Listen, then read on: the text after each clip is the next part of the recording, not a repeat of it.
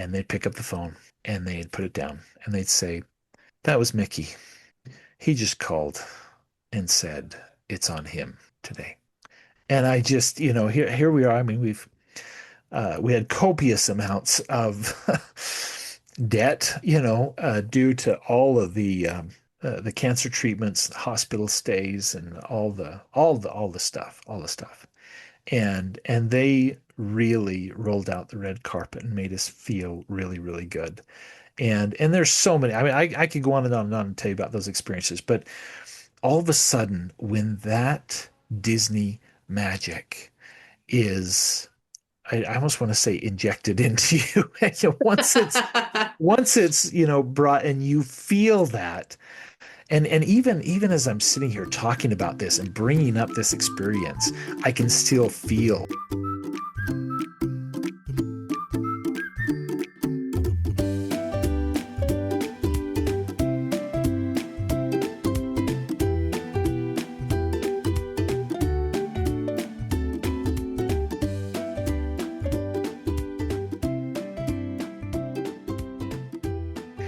Welcome, Psych fans, to another fun-filled, action-packed day of psychology.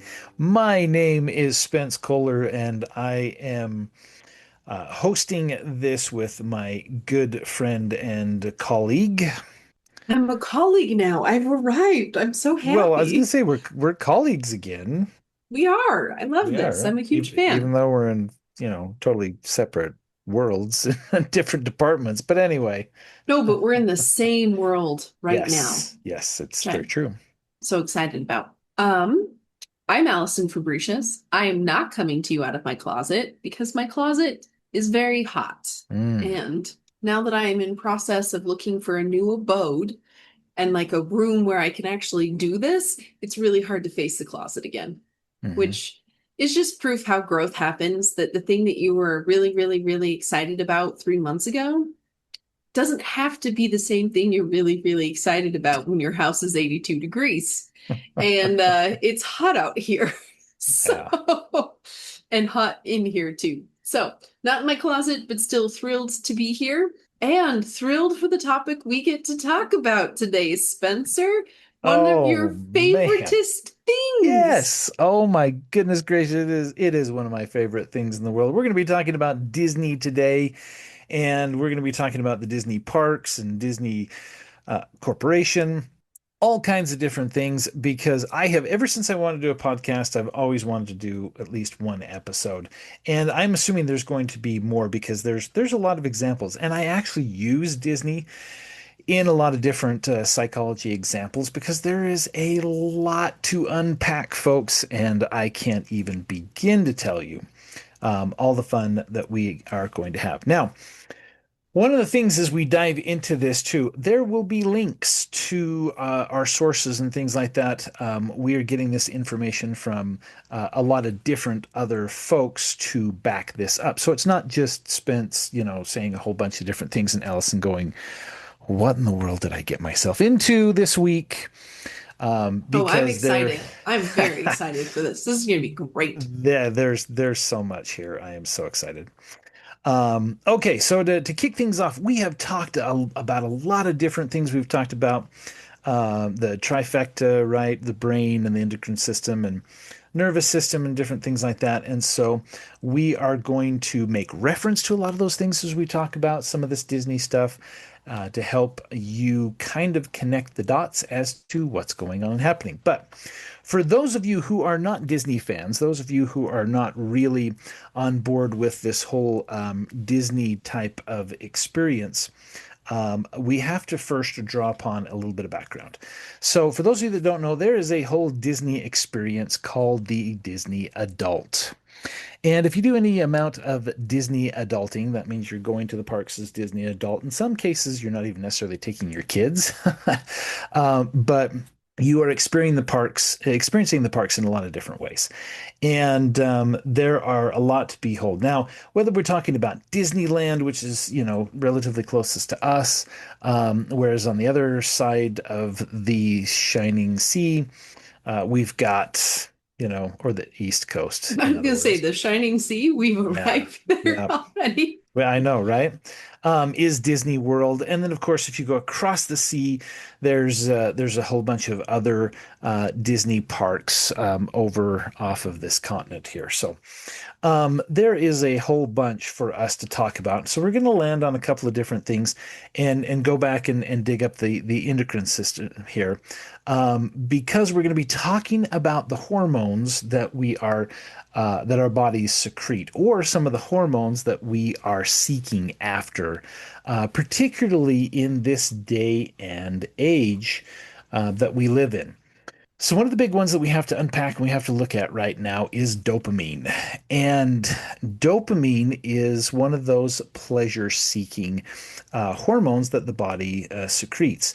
And it can be secreted when you, for example, enjoy a nice bowl of ice cream, or you just Yay! can't wait to enjoy that melting, savory chocolate experience inside of your mouth.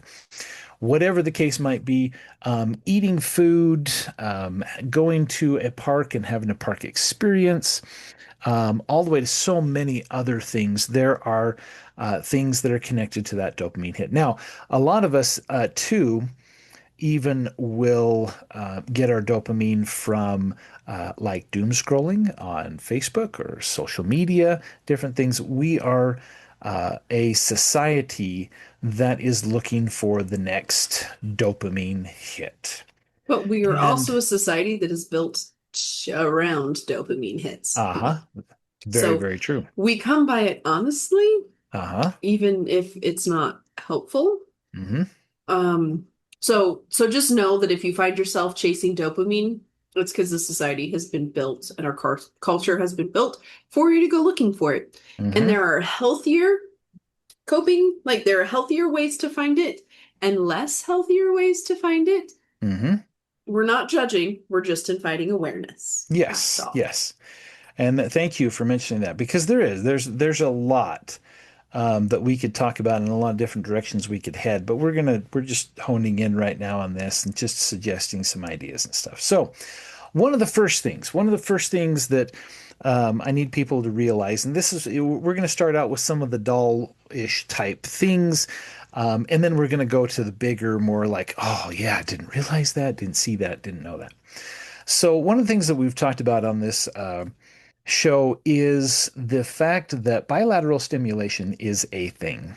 And it is a regulatory type of tool that we can utilize in order to help calm our nervous system and help us through difficult situations. Well, what is it that you do around Disney, and probably do more than you have in the last probably 3 to 6 months? And that is walking the parks. I take some offense at that Oh, just because I got 10,000, probably 11,000 steps actually today, hmm, just by choosing to park farther away from my office than I could. wow. So, shameless input here. Find ways to add more walking into your life It's a good naturally. idea. Hmm. Because when someone's like, you need to go out walking, I'm like, "Gee." But if it's like, oh, park an extra 200, 300 steps away, that's doable. But we're going back on target, which is when I was in Disneyland, I got 20,000 steps in a day. I know, right? And that is actually the average. People have looked at this. It is actually the average. People get anywhere between 20 and 30,000 steps in a Disney Holy cow. park per day. Depending on whether you are fast passing it or waiting in lines. Because if you're fast Yes, passing it, you are crisscrossing that you're park booking like it. nobody's business. Yep. Yeah, so it's very interesting. And I've even clocked this myself several times ever since I had a smart device on my wrist. And it's very true. Anywhere between 15, 20, and 25,000 steps are taken. And it's absolutely incredible, the amount of walking that's done. So there's a lot of bilateral stimulation that is happening, and you're walking from place to place to place to place to place to place. Now, many Disney adults will report the fact that, they can hardly get up out of bed early in the morning to go to the gym to actually walk 10,000 steps.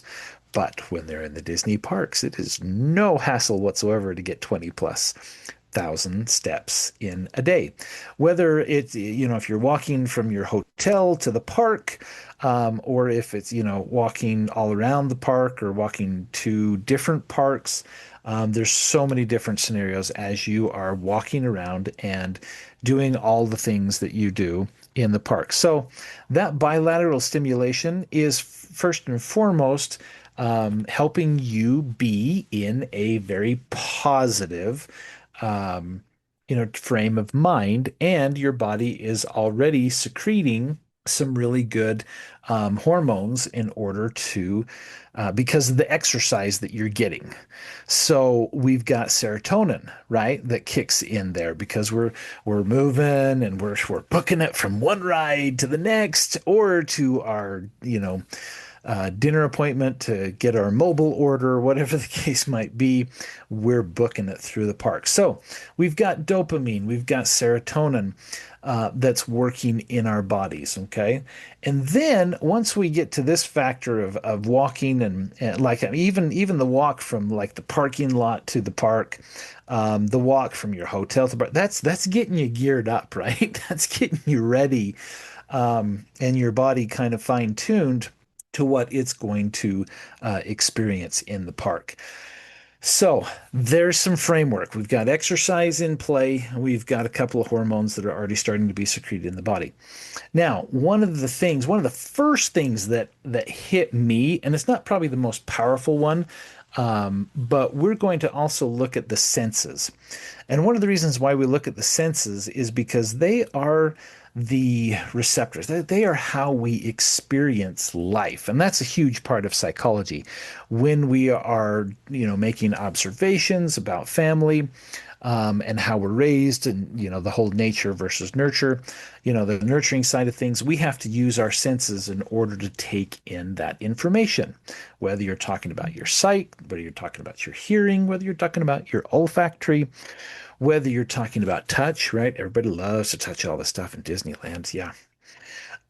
There's a lot to take in with our various senses. So immediately when you get on the grounds, you don't even have to get into the park, but as soon as you immediately get into the grounds, all of a sudden they are piping a whole lot of Disney music, right? Which is generally designed to be happy. In some cases, it's supposed to be inspiring and uplifting, happy, cheerful. And if you've gone enough to, let's say, Disneyland, for example, in between the two parks, do you know what that space is between the two parks called? No. It's called the Esplanade. So Ooh. in the Esplanade, after you, I mean, even before you get to the Esplanade, they're pumping in music to you while you're walking and going through security even. And what's interesting about this is they choose very, very specific music. Sometimes it's to celebrate what's going on and happening in the parks. And for all of you Disney fans out there who are watching what's going on and happening, it's the 70th anniversary is coming to a close in Disneyland. But you know what?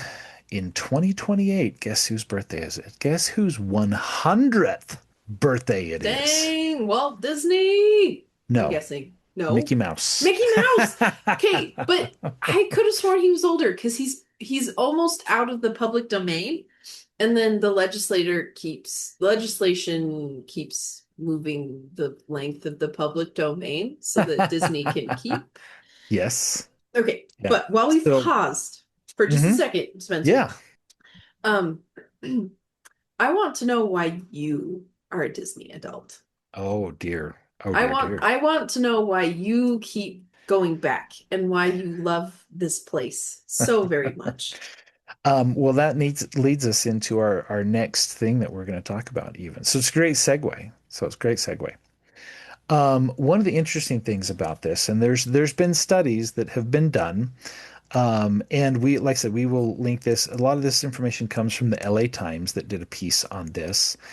Um, and I'm trying to think of what the other one is. I'm looking for it off the hand. Cleveland Health Clinic is another one that we are going to throw in this. Anyway, so one of the big reasons, one of the huge reasons Why I keep going back is for nostalgic reasons and purposes. Now, I'm a child of the 70s, 80s, and 90s. Okay. So, that being said, what did we do for entertainment all summer long? This was back in the good old days, and Allison probably doesn't remember this, but we used to have to go rent big VCRs. She's all laughing at me. She's like, yeah, whatever. No, I grew up in the 90s. I I'm know just what kidding. VCRs are. I'm very aware. So we didn't have VCRs in the beginning. You had to go and rent them from the video store. And one of the things that was interesting about it, we would grab a VCR, we'd rent that, and we would rent a handful of Disney movies in which we would watch religiously over and over and over again for a week and then turn around and return them. So essentially, my summer babysitter for a lot of my summers growing up was Disney movies. Mm. And so that was a huge part of my experience. The other thing is my parents would have been considered Disney adults, especially my mom. Okay. Hmm. My mom was from that area, so Orange County, Ontario, Southern California area.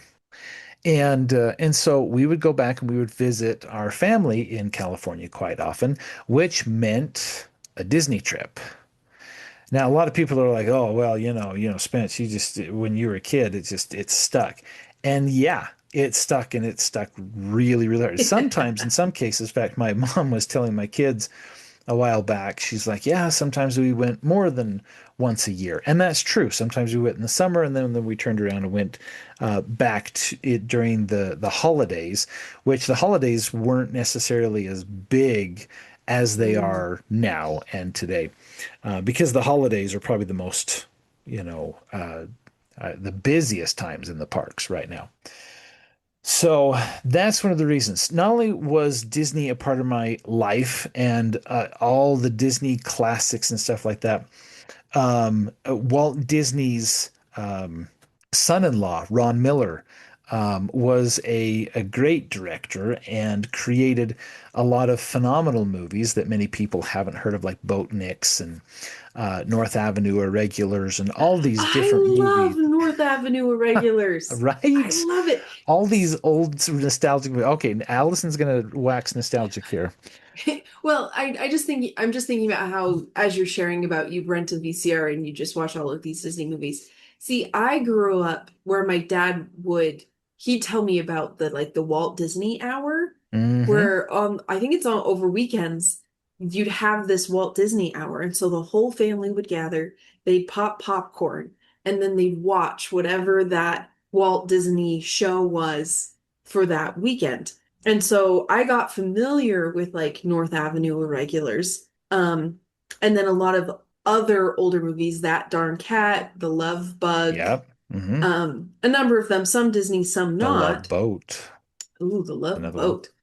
And I guess that's why I'm not a Disney adult as much because I got introduced to a wide variety of old movies. But I Mm. do love the parks and I love how Walt Disney has sort of been built in to our Hmm. lives, but also some to greater degrees than others because Hmm. there is that nostalgia factor and there is that familiarity factor that Hmm. I think does a lot Yeah. for us in a crazy Oh world. yeah. Hmm.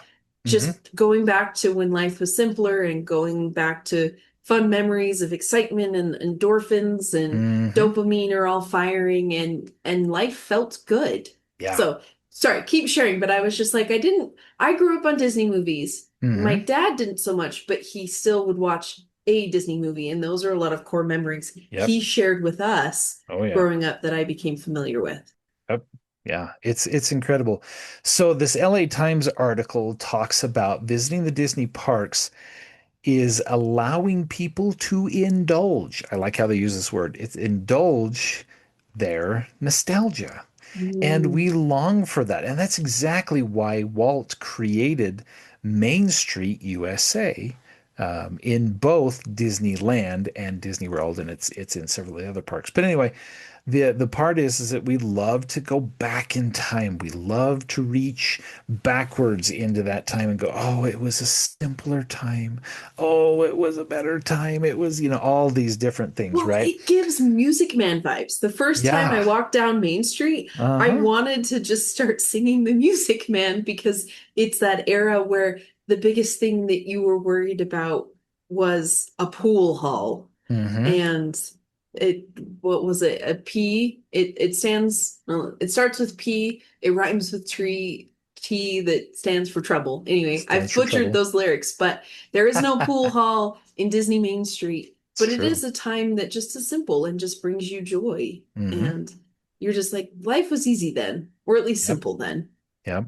So nostalgia or reaching back in nostalgia really is a huge mood improver, especially if it's, compounded by positive reinforcement, right? Which a lot of the Disney movies were positive reinforcement. A lot of the Disney trips that I took, like I remember parking in front of Disneyland and walking to the park. There's not a lot of people that can say that anymore. Because California Adventure took all that parking away.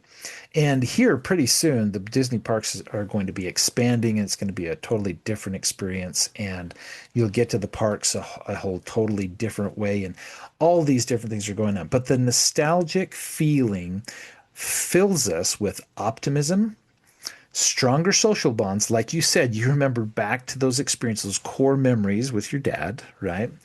And it reduces anxiety. So, and there's a lot of people that sit back and like, why are you a Disney dad? Why are you a Disney? It speaks for itself. I mean, there you go. I will even tell you something nostalgic that I love. So, when I was a little kid, I mean, we are talking toddler. I have a picture with Peter Pan. It's one of my wife's favorites of me as a little kid. I But love here in that so Peter Pan is much. is crouching down and he's got one hand on my tummy and one hand on my back. I mean, he had to get way down there. I was really, really, really tiny. And I am wearing this Mickey Mouse jacket. It's a light blue jacket. Do you know that I still have that jacket to this day? And if anybody wants to buy it from me, just let me know. No, I'm just kidding. I'm just kidding. I wouldn't part with that. I mean, that is like nostalgic Disney. That's vintage stuff that you just can't find anymore. And so that's a huge part of it. There's a lot of core memories that were made there, and they were generally good memories, right? Now, if you Mhm. think about, the family and the everyday life, there's kicking and screaming and yelling, and not everybody gets along in the day to day to day to day. But when you went to Disneyland or when you went to Disney World, when you're in one of the parks, um, it's it's a happy place. Everybody generally tends to get along. There's good feelings all the way around because we were trying to have an experience, right?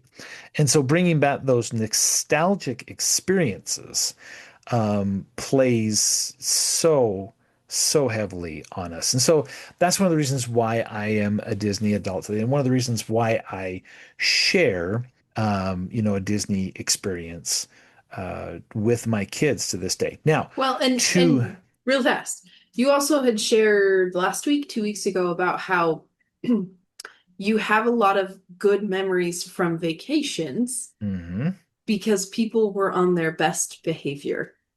And Yes. I'm ad-libbing a little bit in that, but it just sort of this idea, if you're on vacation, you're supposed to have a good time. And so you have not just good memories of the parks, but good family memories too of we were on vacation and we were together and these good things were happening. Hmm. And so it's kind of a double dose of Hmm. nostalgia and positive things were good. Hmm. Yeah. So let's expand that just a little bit further, and I'm going to share a very intimate experience that really solidified this for me. In 2017, my youngest was just finishing up cancer treatments. And as she's finishing up cancer treatment, she was diagnosed with leukemia. and we had gone through a huge battle, and it was hard. And I was parenting my three older kids at home while my wife spent copious amounts of time in the hospital, and it was a really, really, really hard situation on us. And as we're finishing up some of these treatments, a social worker comes in. And she said, "Hey guys, I know this has been hard," and we knew her really well because we'd met with her, several times and stuff like that. Anyway, she said, "I just want you to know that I'm gonna submit your names to Make-A-Wish." And I was like, "Wait, what?" I really didn't comprehend at the time what was going on, what was happening. And it was months later that the local Make-A-Wish stopped by and said, "Okay, we need to know what your daughter's wish is." And one of the things that my daughter loved during treatment was the show. And if anybody's interested, here's a shameless plug.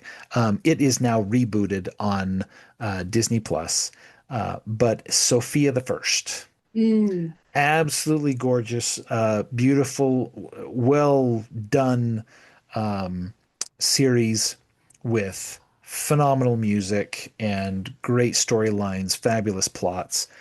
It was really good.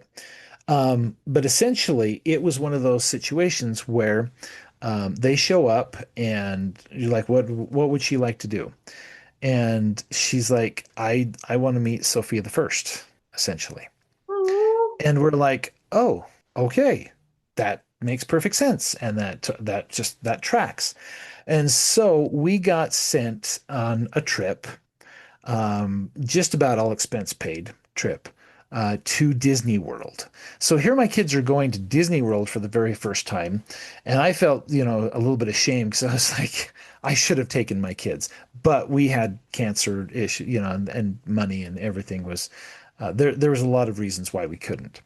So anyway, we get there, and fast forward to kind of not necessarily in the middle of us being there, but on the day that we went to the park where Sophia the First was.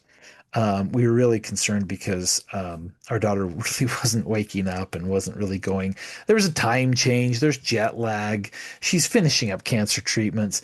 It's hot, Florida, sticky. Mm-hmm. There's a The lot of things sticky. going on there. Yeah. And so she really wasn't waking up, wasn't really getting out of her stroller. And we make it to Sophia the First, and it was absolutely, totally, and completely amazing. She perked right up. And we walked to the back of the line, and we all had our Make-A-Wish shirts on and all this kind of stuff. And to all those people, if anybody listens to this and you're like, "Oh yeah, I remember you, and you were a stinker for doing this." Anyway, not our fault, and I apologize. But so here's this whole line of people waiting to see Sophia the First. We come to the back of the line, and Sophia the First is just finishing up with somebody, and she sees us, and she's pointing at the other cast member that were there. And so here's this whole line of people. We walk right up and walk right to having an interaction with Sophia the First. So I'm having guilt feelings at the same time. I'm like, this is so incredible. And it was absolutely, totally, and complete magic. The cast member was spending so much time, and she was allowing Sophia Sophia the First was spending all this time with her and everything like that. My daughter was enjoying the time. My daughter was touching her face, and Sophia the First has an amulet that she wears. She was looking at the amulet and everything, and my daughter was just having a phenomenal time with this interactive experience. And I just can't tell you how magical it was. I kind of turn around and I start to hear, you know, there are people crying in line because they realize, this child here, and she was young, she was very young when she was diagnosed with cancer, had gone through all of this. And one gal even came from the line and says, "Hey, your daughter doesn't have a pair of mini ears. Would you like these?" And it was a cute little pair of ears, and it has a veil coming down behind everything, and they were sequined and everything, and bright and sparkly and stuff. And we're like, "Thank you, that's very kind," you know. And it was just a very, very, very touching experience, and Sophia the First took a lot of time with my daughter. She took time with the rest of my kids. She took time to hug me and my wife. And here's the thing that really clenched it for me. Here's the thing that really just blew it out of the water, and the magic was just there. When I hugged this cast member, and my wife reported the same thing, you could feel her crying inside the costume. I felt so bad. I was like, I know you're probably gonna have to go take that costume off, but thank you for what you did. And when she was done with the whole entire interaction, she takes my daughter by the hand, and Sophia the First walks her to, I think it was Jake and the Neverland Pirates. And then we had the whole experience with Jake. And then Jake took us to Doc McStuffins and all these different things, all these different characters. And then when we were done with all these group that my daughter grew up with, another cast member who is not clothed in Not any the type big of, costumes. yeah, the big costumes, said, "Hey, Mickey, called and said you guys need a personal escort," and he took us to all of the characters around this entire park to get pictures of everybody and have personal, no waiting in line experiences with all of them. We saw Magic Mickey, we saw Olaf, we saw princesses, we saw Buzz, we saw Woody, we saw all these different characters and stuff like that. And it was absolutely phenomenal. If anybody has been on a Make-A-Wish trip before, you know that they give you a pass. At the time, it was Genie Pass. It was before Genie Plus ever became a thing, but that pass just lets you walk on to rides. Like I kept telling my kids, I'm like, now, if we ever go to the parks again, it is not going to be this way. We can't ride, Seven Dwarfs Mine Train 10 times, which we did, when we were in Magic Kingdom. It just does not happen that way. And the characters don't just, come and see us like this. But they made it an amazing magical experience. One of the things I will never forget, and this happened a couple of times in the park, we would go to a food cart because everybody kind of got hungry as we were enjoying the parks there. And I'm going to get emotional here. We'd walk up and we'd give them our order and everything. And they'd say, "Is that everything?" And I said, "Yeah, I think that's it. How much do we owe you?" And the phone would ring and they'd pick up the phone and they'd put it down and they'd say, "That was Mickey. He just called and said it's on him today." And I just, here we are. I mean, we had copious amounts of debt, due to all of the cancer treatments, hospital stays, and all the stuff. And they really rolled out the red carpet and made us feel really, really good. And there's so many. I mean, I could go on and on and on and tell you about those experiences, but all of a sudden, when that Disney magic is, I almost want to say injected into you. Once it's brought and you feel that, and even as I'm sitting here talking about this and bringing up this experience, I can still feel the feelings. They come all rushing back, and how incredible that experience was just amazing. We stopped and watched Darth Vader and Kylo Ren and fighting, and the stormtroopers, fighting the Jedi and all that kind of stuff like that. And the show was done. And before we could even turn around, I don't know where this guy came from, but all of a sudden I look behind me like poof, here's a Jedi like right there, and I'm like, oh wow, and he's like, hi, the Jedi Order wants to invite your whole entire family to come and check out all this stuff and everything. And do you guys want to be a part of the Jedi experience? And my kids were a little too shy and bashful, like, no, we don't want to do that. And he's like, well, that's okay. Here's the official Jedi pin for each of you. And I was just like, how did they know? I mean, it was absolutely incredible. I mean, it blew me away every step of the way. We then went on to see Indiana Jones show there in the park, and That's the Jeep ride, isn't it? Or did you watch the show? Watch the show. The Jeep ride is in Disney World. This is or in Disneyland. This Disneyland, is that's what Disney it is. World. Yeah. Got it. Yeah. Hollywood Studios. For those of you who are real true Disney fans and still call it MGM. Anyway, yeah, that's over in Hollywood Studios. And so at the end, so, as everybody's done, they clap, you see the whole Indiana Jones show and stuff like that. All of a sudden, there's a cast member that just pops up there. She's like, hang on for just a minute. And I'm like, where do all these people keep coming from? They're beginning to scare me. But they take us down and we get to walk onto the show and we get to meet the actor who is Indiana Jones and I can't remember the girl Marion I think is the one Hmm. anyway depends upon what show you watch anyway. We got to talk to him, we got to ask questions, they asked us questions and stuff like that. It was a cool interaction. And then at the end, they're like, "Hey, you want to get a picture with us?" And we're like, "Yeah, Of course. of course we do." Anyway, just an absolute magical experience. And that's the thing is that cast members, they are specifically trained to offer experiences like that, to do small things to help people feel a little bit of the extra magic. And it doesn't happen every time you go to the parks, but it has happened more times than not as we have gone and as we've participated and been a part of the Disney experience.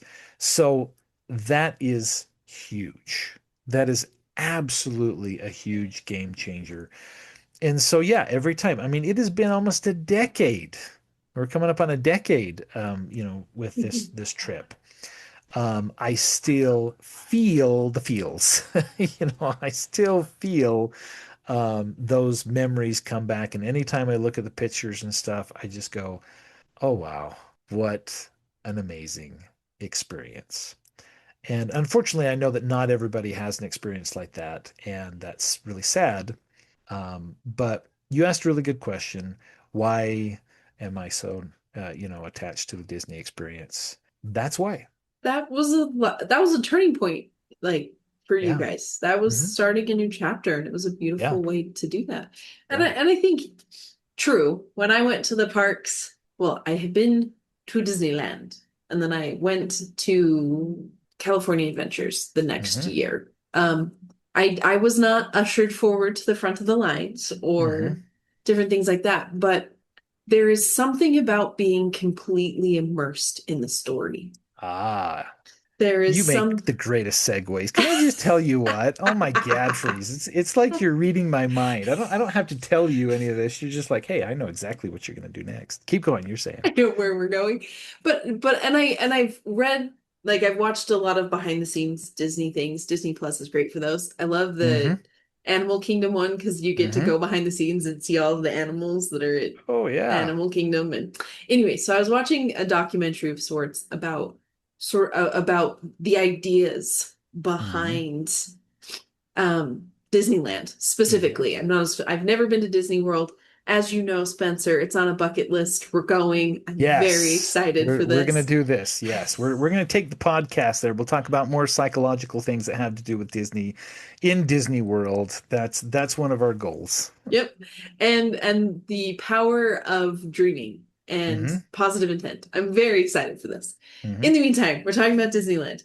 But I love the thought process that Walt Disney put into it because, Oh like, yeah. for each section of the park, it's entirely themed. So Hmm. Main Street has like the barber shop quartet kind of music, Oh yeah. and You know what they're just called? what?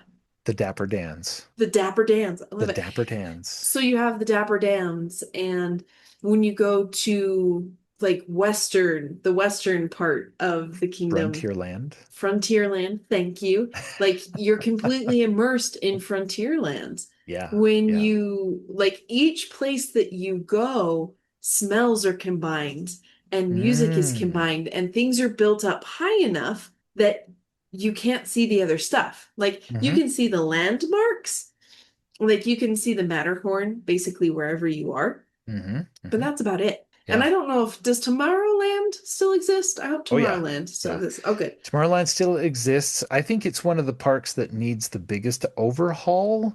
I would Um, agree. in Disneyland for right now, the People Mover has not been working for a long time. I think they need to bring that back. If you want to ride the People Mover, you now have to go to Disney World only until they do bring that back. But I understand why they haven't, because there's a lot of complex things that have to go on in order to make that function again. But yeah. So I would agree. I think that one is the one that needs the most updating and love, but I Hmm. still love the idea of why it was created, which Hmm. he had a vision of this future, Hmm. and so you're able to feel that. I had the opportunity to see Space Mountain before it became Star Wars, whatever, whatever, whatever. And That only happens on rare occasions. You know that? Space Mountain or Mhm. Star Wars, whatever, Yeah, whatever, whatever. Star Wars, whatever, whatever. So, Space Mountain, during the May time slot, so a little bit before May, so April into all of May, it turns into Hyperspace Mountain, Okay, which Hyperspace Mountain. becomes Star Wars themed. Yes. See, and we went, so we went the first time when it was Space Mountain, Hmm. and then we went the next time right after Disney had acquired the rights, and so Hmm. it was just Hyper Space Mountain Hmm. the whole time. So now Yeah. I'm excited that they've gone back and it goes back and forth. Hmm. Because the Star Wars land, essentially the galaxy, whatever, Galaxy's Edge. Galaxy's Edge. Thank you. See, it's good one of us knows. It's been You stick with me. I'll make sure you have all the terminologies good. down. I'm gonna need it. So it's been 8 years since I've been, which it's been 10 years since that first memorable Hmm. experience. There's been a lot of life since then, though, and some of Oh those yeah. memories have been repressed. So Yeah. names of all of these places don't exist. Hmm. Um, but I remember Pirates, I remember Space Mountain, I remember the Haunted Mansion, which is Oh like my yeah. favorite. So the Hmm. first time we went, it didn't have Galaxy's Edge, and then the Nope. second time we went, it did have Galaxy's Edge. Hmm. And so it's been fun to watch it grow. But my whole point, I've gone off on like 17 tangents. The whole point of what I You're was trying to bring good. up is when you enter into one of these lands, Hmm. it's that land. You are completely immersed, and they Hmm. pay attention to every rock and tree and creature. Hmm. Yes, I'm quoting Pocahontas on purpose. Right. And so, like, when you're in Frontierland, like, there's a steamboat, and you're in Victorian times or older. Those two lands Hmm. are kind of abutted against each other. Yep. But every place you go, it's the smell, it's the sounds, it's the music, it's all of those things. And so I remember going the first time and just sitting on Main Street, the bench in Hmm. Main Street, and just like breathing it in and just like Hmm. soaking it in Hmm. and just being like, I made it, because it was my dream to go to Disneyland for a lot of like it was a hidden dream, but it was there. Sure. And so when my husband, now ex-husband, took me there, he loved watching me, just like eyes wide open and just watching it all and seeing it all. And Hmm. so whether you have the sort of star treatment or you just have the guest treatment of just the regular guest, like there's still so much wonder there. And I love that Walt Disney wanted to create a place where you could go to another world, where Hmm. you didn't have to worry about the other stuff, that you just got to go and experienced his version of the world Hmm. and his version of history. And yes, it is his version of things, but the joy that you feel there. Hmm. I'm not a roller coaster person, so Walt Disney is my perfect speed because let's be honest, Right. they really are roller coasters. I Yep. then went on the Incredicoaster in California Adventures. I was Oh, sick one of for my like 2 hours. favorites. It Oh was dear. so bad. And then I did the Guardians of the Galaxy Tower back Hmm. to back.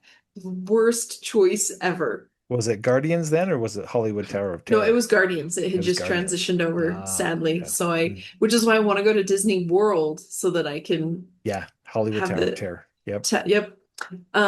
But I need to give you my now that I've segued, I need to give it back to you. But I just kind of wanted to say, like, there is a reason why there is so much joy there. Like, they Hmm. pick up the litter and like they are trained to greet and be friendly and support. And yes, they get paid to do so, but what a beautiful thing when everybody there supporting these actors, these cast members, Hmm.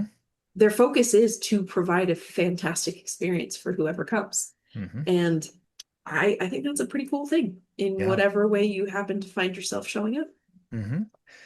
So now that you've given a perfect segue, we're going to walk through Disneyland, and I'm going to help point out some of those specific things and give actual definition to what you've put together. So one of the things that a lot of people don't necessarily realize about the Disney, and we're going to focus on Disneyland for just a minute, but the Disneyland experience is that Walt set up some very amazing things in very, very specific ways.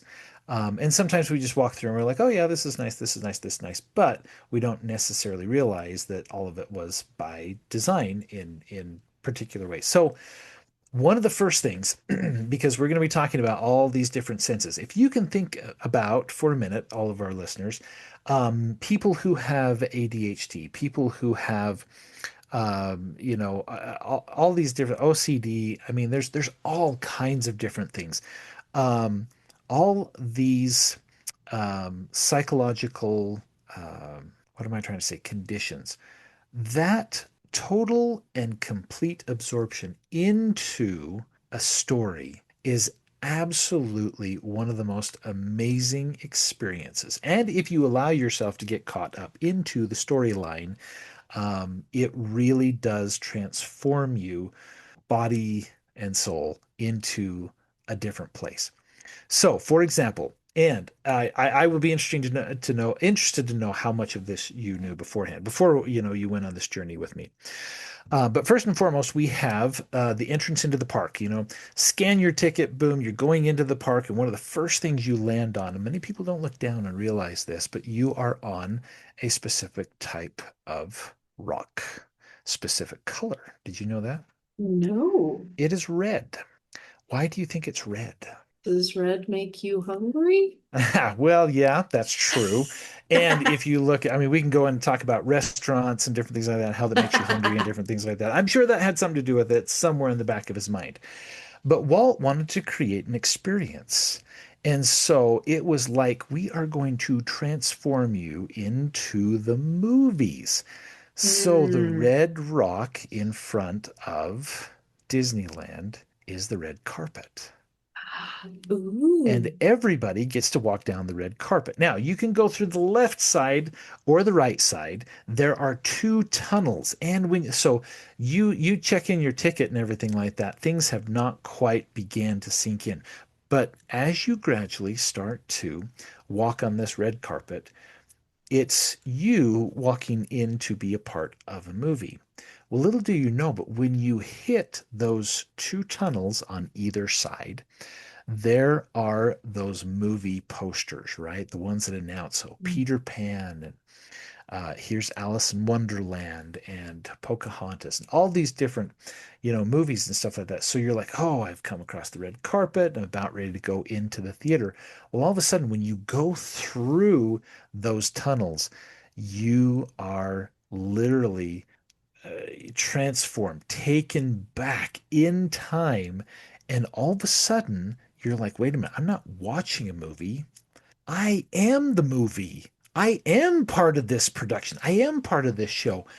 So it really helps us. I mean, the only thing you can see from the gates is literally the train and the train station. Mm-hmm. That's about it. And there's the garden of Mickey or Minnie or, all that stuff. But outside of that, that's all that there really is. So you walk down this red carpet, you get transformed as you go through the tunnels. And once you do, everything changes. Everything changes.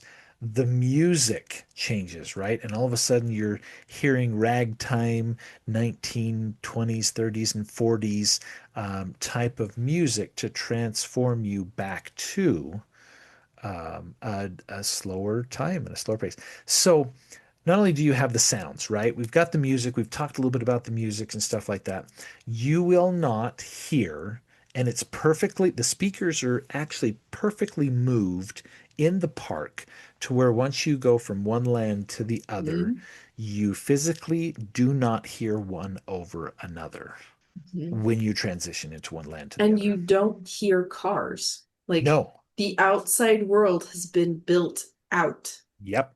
And that was all done by purpose. If we're going to transform you back to it's almost like Walt saying, "Come with me through the looking glass, and we're going to transform you into, you know, Alice in Wonderland type of experience, right?"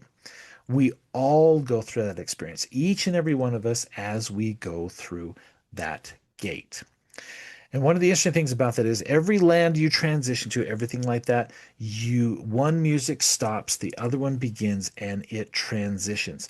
The other thing is the landscaping, like you said, changes gradually, almost so you don't quite Mm. see, or you're just like, oh man, one minute here I was in Frontierland, and now all of a sudden I'm in Galaxy's Edge. How did that happen? It was so gradual, and now all of a sudden, boom, you're there, and you're like, oh. And every land is a different experience. Every land is a different sensation. So here, one of the interesting things too that you brought up were the smells. Do you know that there are smellitizers throughout the park? Great name. That's really the truth. So all of a sudden we get immersed in these smells, and the smells are coming from all around you. When you're on Main Street, you're getting whiffs of candies and And cookies churros. and churros. Oh yes, oh my goodness gracious. And did you know that cast members have to park their carts in very specific places every time? I did not know that. Yeah, because they have to be close to the smellitizers. Mm. So that as that smell is being pumped out, that oh, you're like, I smell popcorn. I smell a churro. I have to have one. I am not hungry, but for some reason I really, really want one. Because there's all, I mean, it's all immersive, and it's that immersive experience that you don't get any other place. Any other place in the world is that immersive experience. So, going off of the smellitizers now, do you know that there are different scents between the different lands? Mm-hmm. All the different lands smell differently. Do you know that most of the rides also have different scents? Did not know that. Although, come to Yeah. think about it, the Matterhorn does smell very wintry. It does, doesn't it? Yeah. There are smellitizers in the Matterhorn. Dang. There's, And smellitizers in Pirates of the Caribbean because it oh, is a yeah. very specific seaweedy kind of scent that you Yep. don't get from water and plastic. Yeah. So much so, there are people that have even tried to take, and you shouldn't do this when you go to the parks, but people have tried to dip cups and bottles and stuff like that and fill up water and take it home in hopes that it would smell the same. But it doesn't work that way. The smellitizers do most of that work. Nowadays, though, you can get scented oils and candles and all these different things that smell like your specific places in the parks. If you're in Disney World, every single resort has a different smell. Why? Because the smellitizers are pumping it in. Interesting. Yeah, it's absolutely incredible how that works. And of course, there's some natural things like so. For example, when Walt Disney World transitions to Christmas time, oh, they have the most gorgeous gingerbread houses that they put in the Grand Floridian Hotel. And obviously, Mm. you don't need a smellitizer for that. I mean, you can smell the gingerbread throughout the entire resort, because that great big huge house. But that's a huge important part of the experience is that you smell those different things. The other one that you mentioned was the litter, and I have to I usually have all these statistics and things, but I just yeah I have to look this one up because it's really incredible. One of the things when the park first opened up, Walt had a issue and a problem with a lot of the litter and stuff like that. And we see people with, trash cans and stuff sweeping little bits and pieces and things up here or there. But if you ever look at those buckets, they are not very full. One of the reasons for that is that Walt observed after the first few weeks of the park being open that people didn't have enough trash cans. So he strategically placed trash cans no more than 30 feet apart. So there's always one as you're wandering. Yes, Love which it. means it's a little bit easier. The park becomes self-sufficient, right? And so you don't get that litter and you don't get that trash and stuff. And hopefully people, respect the park enough and everything like that to take care of it as much as they possibly can. And so that's a very interesting thing. And that's incredible. The other thing that you mentioned too was Oh, that, sorry. Before we leave that, really yeah, fast. It's also part of the duties of cast members that if they see litter, they have to pick it up. oh It's yeah, it's part every of single one. what they do. Yep. And then while we're on trash and litter, I just love this idea that Disney World was really struggling with a rodent population Oh when it yeah. was first built. Hmm. And so there's just feral cats that Yeah, are the in the Disneyland parks cats. that just take care of it. And I think Uh-huh. that's brilliant. Yeah, yeah. Now, have you heard of how they take care of the bugs? No. Have you ever seen the ducks? There The are ducks. ducks all Yep. over the Disney park, and Mm-hmm. those ducks are there to take care of a lot of the I insect I love all of population. the natural options. Yeah, Like right? instead of pesticides and instead Hmm. of like rat poison and all the things, it's just like what's a natural predator of a rodent? A Yeah, cat. yeah. What's a natural predator of a bug? A duck. Hmm. It's Hmm. brilliant. Yeah. And if you watch really carefully, you can see some of these things all around the park. You can see, I mean, many people have filmed the ducks and you're not allowed to touch the ducks. Even the cast members are not allowed to touch the ducks. Good Like call. if ducks are in the middle of Main Street while there is a parade, that parade must stop until the ducks move. Like everything stops, and the cast members will get around and we're like, nope, nope, nope, nope, nope, can't get around the ducks, can't get around the ducks, can't get around the ducks. They will, I mean, there's little baby ducks all over the place. There's adult ducks, all those different kinds of things. And the water that they live in is there specifically so that they take care of a lot of the insects. Dang. Absolutely amazing. Absolutely amazing. So here's another piece of Laura. This is another one. There was a story one time, I believe it was. Oh, I'm trying to remember. Shoot. Okay, for those of you that know this story better than I do, leave a comment down below and correct me. I can't remember if it was a man. I think it was a man in a spacesuit. I also want to think it might have been a cowboy. Anyway, in the early days of the park, Walt saw a cast member from Tomorrowland make their way out of Tomorrowland into Frontierland. Oh no. And that cast member got reprimanded. Mm. You do not go into other parts of the park if you are dressed up for another park. So you'll never see cowboys, like you'll never see pirates Mm-hmm. in Tomorrowland. You'll never see pirates in Toontown, right? They stay in New Orleans Square, and all those so different characters are located in different parts of the parks for different reasons. Okay. Now, on the Smellitizers, one of the last things I want to say too, one of the biggest rides that use a Smellitizer, you know what it is? I do not. Soarin'. Oh, I should have known that. I love Yeah, Soren. It's Soarin' fantastic. around California, Soarin' around the world. They did a new Soarin' for the 250th anniversary. I wish they would have left that going for like an entire year. I think they should Mm-hmm. have done it for the entire 250th year. Anyway, There are um, feelings. It's I okay. know, I know. It's feelings, feelings, feelings. Anyway, so there are a lot of rides that have some type of smell associated with them. So the smellitizers are huge. The insects, the rodents, all these different things are taken care of in a very, very, very specific way. So you must keep the lands separate, and therefore there are backstage doors all over the place in which you will get to see, you don't get to see, but where cast members can go and not cross paths into other bits and pieces Mhm. of the park. So there is a lot that goes into that. So We have spent a lot of time going through this.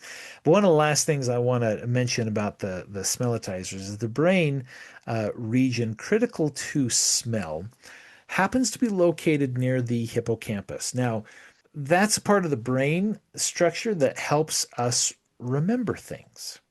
And we can take into that music, where it's so here you've got all the senses that are being tapped into smells, sights, sounds, right? Things you can touch, interaction.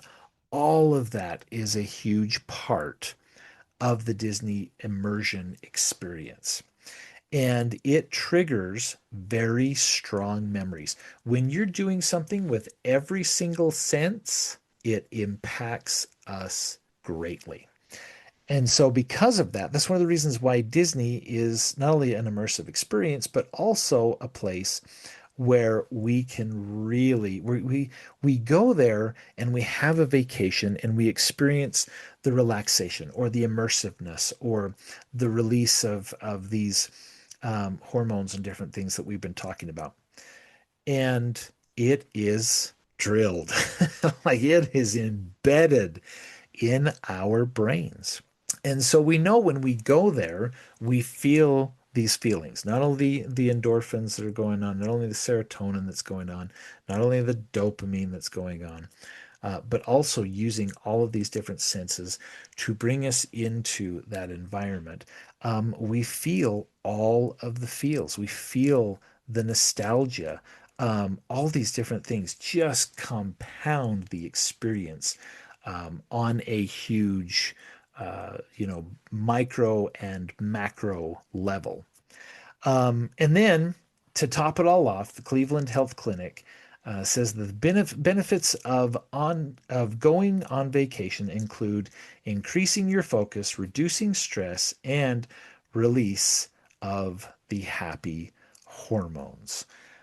So yeah, if we're on vacation and it's a stressless time, and like you said, your experience of even just sitting on Main Street and taking in all of what there is to take in, I mean, it is just an absolute delight to see people of all different types, neurodivergent, neurotypical folks. Everybody has something that's like, oh, this is an amazing experience. Um, Over in California Adventure, I'll share one more thing. Over in California Adventure, there is, where you've got the whole Marvel set up and different things like that. Hmm. You walk around there, and the music is so empowering. You're like, I'm a hero, and I'm part of the hero experience.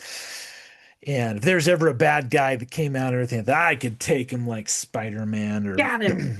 yeah, I mean, um, and that's the beauty of the experience as you totally get sucked into that. And I just remember the last time we went, I was like, I need to find the music that they play, and I'm botching it up. What's the name of the land? Oh, Gadfries. I can't even, anyway. What's in it? Um, Marvel, the whole Marvel interesting stuff like that, but it has a specific name, and I can't This even. isn't California Adventure. This is Disney Yeah, World. no, it's California Adventure. Okay, Yep. we're gonna go. I know we can look this up in real time, which is really good. I can't remember. Avengers Campus, that's what it is. Oh, Knew that's. it. I knew it'd come to me I eventually. just had to threaten you with looking I, it up.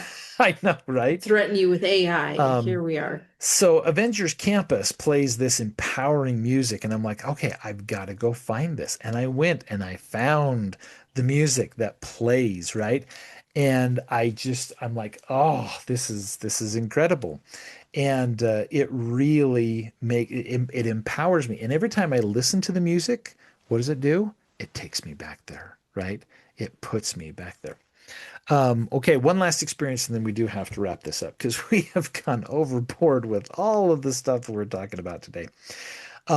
One of the things, if you've ever been to Cars Land, have you been to Cars Land before? No, actually, we ran out of time. Oh man, Cars Land is one of my absolute favorites. I love the huge, I mean, that is like compounded nostalgia for me. A, because I love all the neon signs. I love Mm, the whole idea of Route 66. I love that whole. era, genre, you name it. I love that immersive experience. So, one of the interesting things about this, at dusk, if you are there in Cars Land, um, and it's different every night because obviously dusk is a little bit different, but if you're there in around that time, for the mainstream, at dusk, everything stops. Everybody's on Main Street, and one by one, there's music that starts to play. It's, I think, Life is a highway. Life is a dream. No, Oh, it's a dream. life's a dream. If I could take you up in Oh, paradise up above. Yeah. Anyway, so it's doo wop type music and stuff like that. Anyway, they start playing that, and one by one, they light all of the I just boom, boom, boom, boom, boom. They light the neon signs in Cars Land. so cool. I know, absolutely. Life could be a dream. I think that's what the song is they play. Anyway, for Halloween time, they Hmm. they switch it up and they play I Got a Spell on You. It's a very, very old version of I Got a Spell on You. And just really cool when they go around and they turn on all the neon lights. There are just things like that that immerse you into the whole entire experience because it was once part of a movie and part of that experience. So I really enjoy that. I really can't say enough wonderful good things about what's going on, what's happening and stuff. Anyway, any thoughts or any questions that you have before we wrap this up? I wanted to offer a takeaway. So, if you are not in a position to find your way on a vacation to Disneyland or Disney World right away, A, sounds like an absolutely marvelous place. Also, they are not sponsoring us. Disney, if you want to sponsor us, your moment has arrived. Right? Um, but so a couple things that I thought of. Spencer, you opened with bilateral stimulation. Mm-hmm. So if we are looking for park-like experiences not currently in the parks, Mm-hmm. A, go for a walk. B, this is actually just a fantastic regulation technique that I don't think of often enough. Light a candle. It's what you were talking about of having all Oh of your yeah. senses involved. Mm-hmm. So just put a candle on and you'll smell it as you wander through your house and it lights up your brain. Be intentional with activities you're doing as a family. Take time, even if it's 15 minutes. Do something intentional with your family, something you can get excited about. An idea that I heard a while ago that I absolutely love is tell your kids you're planning a surprise Mm-hmm. and then have them guess what the surprise might be and then write down their answers because then you can find out what they're excited about. And so, and the things that they would look forward to so that then you can start building that in. And it can be very simple things. It might be very complex things, but it's worth just being intentional. So those are my takeaways from this. A, just go to the parks. It's a grand old time. B, if you can't, or if you have questions or different things like that, that is totally valid, totally understandable. Um, just build in those senses, build in put up fun decorations that make you happy. Draw or color and engage. Light a candle so that it smells good. Like have a weighted blanket or like a fuzzy blanket that's like a favorite texture that you can just sit under and rub and have with you. So those are ways to kind of bring the five senses into your life. If you're anything like me, the parks were also a little bit overwhelming because my Oh yeah. ADHD brain had so many things to look at. And the other thing that I love about the parks though is when you sit on a bench, you can use those five senses to grab you to ground yourself. What am I smelling? Mm-hmm. What am I sitting on? What am I seeing? How many ducks are next to me? And as you ask your brain those questions, it's grounding you into the moment and out of the chaos. Mm-hmm. So those are some just additional tools or thoughts from the wonder that is Disneyland. Walt Disney was incredibly intentional in building the park, and I think we can have a lot of benefit from showing that same kind of attention in our everyday life. So there's my in a nutshell. There we go. I love that. Thank you for bringing that in because I think that's huge because this is it's fun to talk about Disney, but if we don't tap into the tools and the things and the reason why we're talking about it, it's Spencer, just fun.